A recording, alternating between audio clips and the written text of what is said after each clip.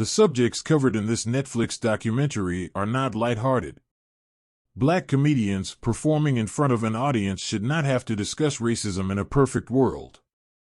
Comedians who identify as gay, bisexual, or transgender would also not have to discuss the discrimination they have faced. Sadly, racism and LGBT bashing persist, so our world is not perfect. Despite their human right to be heard and seen, people are still being persecuted, and even murdered, because of their skin color and sexual orientation. All it takes to find this out is to flip on a television program or skim a newspaper article. People are more free to be who they are now than they were in the past, even though we may never reach the point when discrimination has been completely erased.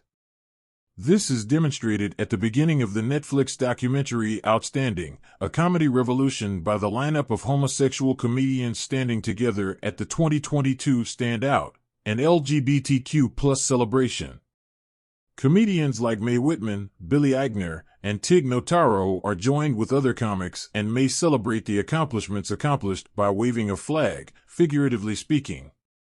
Even if there has been progress, others continue to oppose it, sometimes even in the name of humor by so-called straight comedians who believe it is okay to openly express their homophobia on stage. One such comedian is Ricky Gervais, who attempted to make his audience laugh in a Netflix special by making jokes about the trans community. In the documentary, he is addressed in passing, along with other comedians who are also singled out for intolerance, such as Mel Brooks, Eddie Murphy, and Andrew Dice Clay. But for more than 90 minutes, LGBTQ comedians aren't lamenting the stupidity of comics from the past and present in the Netflix documentary. Although the subject is brought up, the documentary focuses more on the difficulties comedians encountered in the 1970s and 1980s when they dared to come out of the closet. Robin Tyler once said, "Closets are vertical coffins. All they do is suffocate you to death," in front of audiences who had been influenced by the biases imposed upon them by political and religious groups. Their bravery resulted in lost jobs, canceled shows, and accusations that they were promoting a gay agenda. Talking Head interviews with comedians who share their experiences coming out as gay or transgender during a period when anti-gay groups were active are featured in the documentary. Among those who discuss their experiences in comedy and how the prevailing beliefs influenced their acts are Wanda Sykes, Lily Tomlin, and Todd Glass.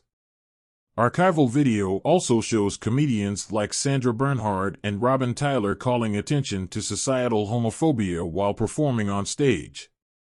Many of today's queer comics feel free to be themselves because of comedians like Bernhard, Tyler, and others like them.